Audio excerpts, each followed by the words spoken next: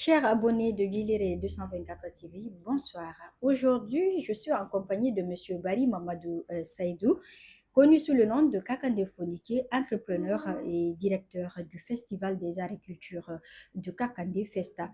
Avec lui, nous allons essayer de parler et d'aborder quelques questions liées à cet événement qui se pointe à l'horizon du 16 au 21 novembre approchant.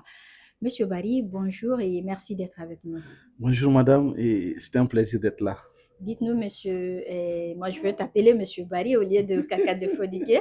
Et c'est quoi le Festac et d'où est venue l'idée de créer le Festac? Merci pour l'invitation. Merci à vos fidèles auditeurs et auditrices qui nous suivent sur les pages de Guilheré TV. Et le Festac, abrégé, c'est le Festival des Arts et Cultures de Kakandé. Et ce festival est venu de loin. Parce que si je dis de loin, c'est parti d'un constat. Parce que moi, déjà, je suis un comédien à la base depuis plus de 9 ans maintenant. J'évolue dans ce métier. Donc, j'ai eu la chance d'assister à beaucoup de festivals, d'aller dans certains pays, certaines villes du pays.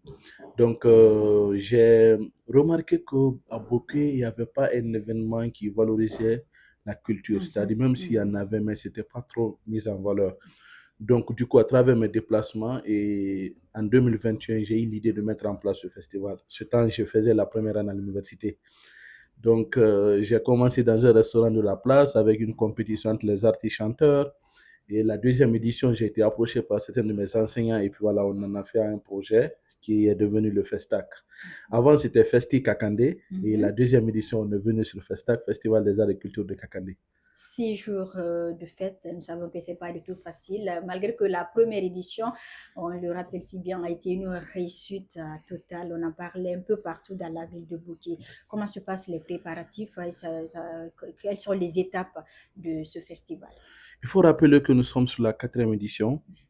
Et les préparatifs, comme vous savez, c'est pas facile parce que là, il s'agit de 6 jours d'événements. Et 6 jours d'événements, et rassurez-vous qu'il y aura l'année dernière, par exemple, parce que c'est cette année, vous parlez qu'il y a eu beaucoup de réussites. Les gens ont parlé partout et j'ai eu 50 personnes venant de Dubreka. Wow. Imaginez loger 50 personnes, Ça, c'est pas du faire tout nourrir facile. 50 personnes, Ouais. c'est pas facile. Mais à travers l'appui des autorités, mais aussi les bonnes personnes, on arrive quand même à se débrouiller un peu. Le festival, est, comme vous voyez, c'est un festival qui va sur 6 jours et où il y a des spectacles de théâtre, de danse, de percussion, mais aussi il y a un concours dont je vais parler peut-être après, et aussi il y a des visites touristiques, il y a des formations surtout, parce que je me suis dit que ça, c'est un peu parti dans le cadre de mes études supérieures. Quand quelqu'un parle de l'Institut supérieur des arts, les gens pensent directement que c'est de la musique. Seulement aller chanter, alors que c'est pas ça. Exactement. Donc, ces formations-là sont souvent données par les enseignants de l'Institut supérieur des arts, mais aussi je fais venir des étudiants pour que les jeunes de Boki aussi puissent voir qu'est-ce que ces étudiants-là peuvent faire au-delà de la musique. Donc, c'est pour qu'on parle beaucoup de la formation dans le Festival des Arts et Culture de Kakandé. Et l'activité qui me tient trop au cœur parce que ça aussi, c'est venu et de quelques remarques. J'ai remarqué qu'ici, les gens ne s'intéressent pas trop de notre culture. Même dans les boîtes de nuit, quand tu mets une musique de la Guinée, une musique traditionnelle guinéenne, je vois des jeunes qui se disent que ah, c'est une ancienne musique, c'est comme ça, c'est comme ça. Et rassurez-vous, si vous partez dans les autres pays, le Maroc, par exemple, moi, je suis parti dans un festival, je suis parti dans leur boîte de nuit. Tu ne vas jamais entendre une musique qui n'est pas marocaine. En tout cas, tout le temps que moi j'ai à faire dans cette boîte de nuit. Donc, je me suis dit que comment faire revenir ces jeunes-là dans la culture, c'est-à-dire embarrasser la culture. Et je suis parti sur une compétition traditionnelle qui se passe entre les quartiers. C'est pourquoi, si vous avez remarqué, à l'approche du festival, tous les quartiers se mettent à la tâche pour aller sur la compétition. Et cette compétition, je donne 2 musiques traditionnelles guinéennes. Je mets à la disposition des quartiers, les jeunes travaillent sur ces musiques et ils viennent pour la compétition. L'année dernière, c'est Lambagny qui a remporté une somme de, je pense, j'avais mis 5 millions en jeu, ils ont remporté 3 millions 500, deuxième avait 1 million, troisième avait 500 000. Comment ça va se passer la formation? Est-ce que c'est des formateurs qui vont venir de Conakry ou c'est des formateurs là viennent de la ville de Bouquet ici? Et en termes de, parce qu'il y a beaucoup de formations. Il y a des formations, par exemple, en régie lumière. c'est-à-dire comment gérer la lumière dans le spectacle. Par exemple, dans vos studios ici, comment gérer la lumière, comment il faut éclaircir vraiment comment le Les visage de votre... Tout contenus ça et tout là, ça. ça fait partie de la régie lumière, vous voyez. Donc là, je fais venir un formateur qui est ivoirien, qui donne cours à l'Institut supérieur, Maître Iri Armand Gbogbe. C'est lui qui vient souvent donner ces cours-là. Je profite pendant que les enseignants viennent pour assister au festival, ils profitent encore pour donner des formations, que ce soit pour les étudiants de l'Institut, mais aussi pour les jeunes de Bokeh.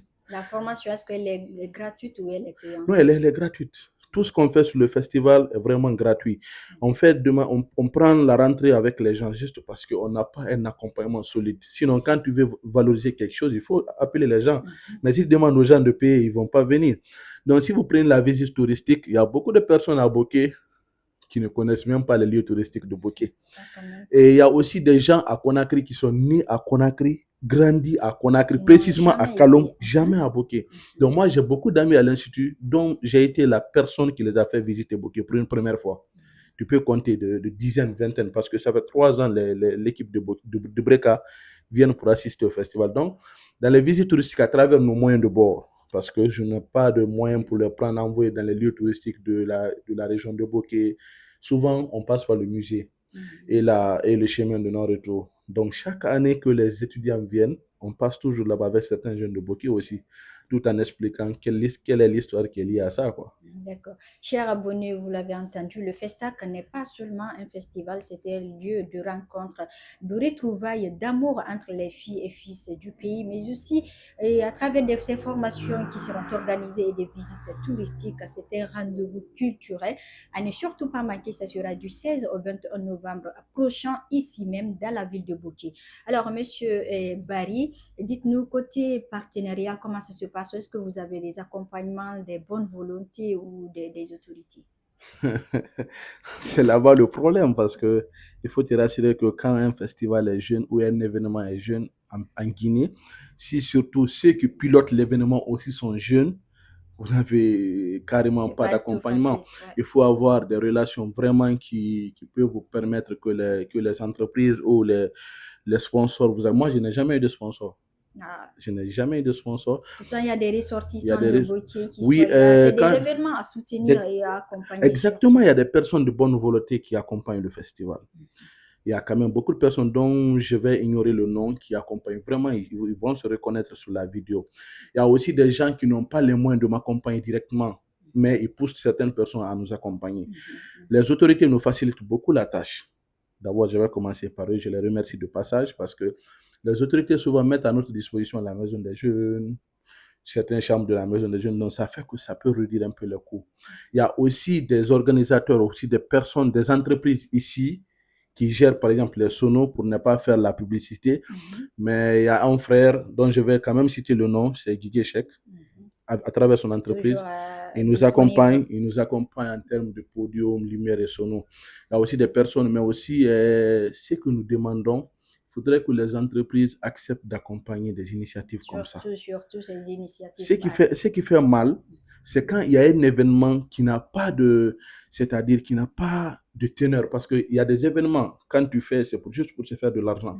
Il faut accompagner des événements qui peuvent apporter quelque chose à la communauté. Quand nous, on fait le festival, ceux qui assistent au festival apprennent un peu la culture de Kakandé à travers les danses. Parce que quand tu fais une danse des Baga, on te dit que ça, c'est la danse des Baga. Quand tu fais l'Andouma, on te dit que c'est l'Andouma. Et c'est comme ça l'Andouma s'habille. Donc, ça te permet de connaître un peu. Et cette année, il y a une compétition qui s'ajoute. Cette compétition, c'est la reconnaissance de musique. Chaque quartier, on prend une personne. On vous met sur le podium. C'est-à-dire, si c'est 2 quartiers, on met les 2 personnes sur le podium. On met une ancienne musique traditionnelle guinéenne.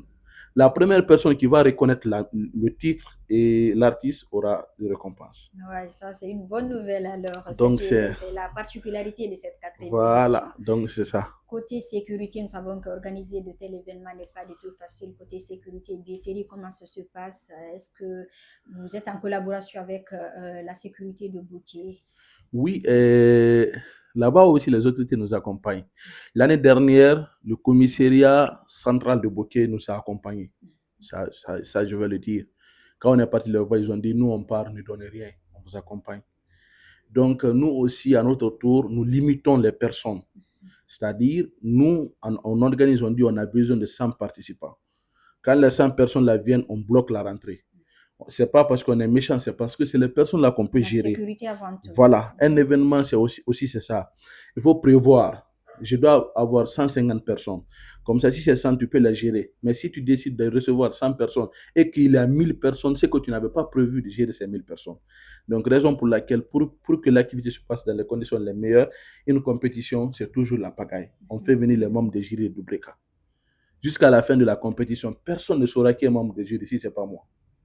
Les membres de jury sont dans le public, ils ont leur petit bouquin avec leur bic. Quand un quartier passe, ils notent là-bas, après on se retrouve en huis clos, ils me donnent le résultat, c'est moi qui fais venir les résultats. D'autres même pensent que c'est moi qui ai le jury. C'est le jour de la finale, le jour de proclamation des résultats qu'ils verront les membres de jury. Et tous ceux-là sont des enseignants. Le président du membre de jury de l'année dernière est un professeur en danse et musique traditionnelle à l'Institut supérieur des arts. Chers abonnés de Guilherme TV, nous sommes toujours avec Kakande Fonike, le directeur du FESTAC, entendez, le Festival des Arts et Culture de Kakande. Comment ça va se passer la présélection dans les quartiers? Est-ce qu'il faut aller voir le chef de quartier ou le chef secteur? Ceux-là qui veulent participer. On travaille avec la commune. Nous, on part voir la commune, on a déjà exposé, on a fait une rencontre avec les chefs de quartier, une première rencontre. On rencontre la commune nous met en collaboration avec les chefs de quartier. On leur invite, là où je vous parle, on doit se retrouver encore avec tous les chefs de quartier pour leur remettre les musiques officiellement et les règlements. Vous voyez? Donc, c'est la commune qui met ça à notre disposition. Après, on passe dans les quartiers, on suit les groupes. Parce que l'année dernière, il y a des quartiers qui n'ont pas respecté le règlement, qui sont venus, ils ont dépassé le nombre de personnes sur scène. Donc, cette année, on mettra une équipe en place qui va suivre les quartiers. Voir est-ce que c'est comme ça, vous devez vous habiller, est-ce que ça colle avec la musique. Parce que ce qui est marrant, tu ne peux pas danser une musique landouma et que tu as l'épi. Ouais, ça quand même. Ça ne colle pas, ça l'épi, on sait que c'est peul. Ou bien tu dois danser une musique en triba, qui est landouma, et puis tu fais Tumbusese. Et moi, je sais que si tu fais des pas de Tumbusese, je te dirais que ça, c'est peul. Donc, ça fait que cette année, on va suivre pour que tout ce qui viendra soit vraiment traditionnel. Parce que c'est la valorisation de la culture. La valorisation de la culture, c'est très important. Un dernier mot, Monsieur Bari. Je remercie d'abord Guilherme TV parce que c'est la première fois qu'un média nous invite pour parler du festival avec 0 francs parce que j'ai contacté certains médias dont je vais taire le nom. Ils m'ont demandé de l'argent. Pour le moment, on n'avait pas de l'argent pour mettre à leur disposition. Je remercie Guilherme TV. Je remercie toutes ces personnes qui accompagnent ce projet. Ce projet, c'est pour tout le monde. Ce n'est pas seulement on dit Kakande Fonike. Non, c'est pour tout le monde. Quand la culture est valorisée, c'est nous-mêmes nous sommes valorisés parce que la première culture est comme la première valeur d'une personne, c'est ta culture. Donc, je vous remercie. Merci beaucoup, M. Bali. Merci. On était avec Kakande Fonike, le directeur du FESTAC. Rendez-vous donc pour la 4e édition. Ce sera du 16 au 21 novembre prochain dans la ville de Bouquet même. Et ce sera à la Maison des Jeunes. Un rendez-vous à ne surtout pas manquer. Venez découvrir. Vous nous suivez un peu partout dans le monde. C'est le bon moment de rallier Bouquet pour suivre ce grand événement tant attendu dans cette ville minière. Merci à tous d'avoir suivi cette émission. On se donne rendez-vous la semaine prochaine. Merci.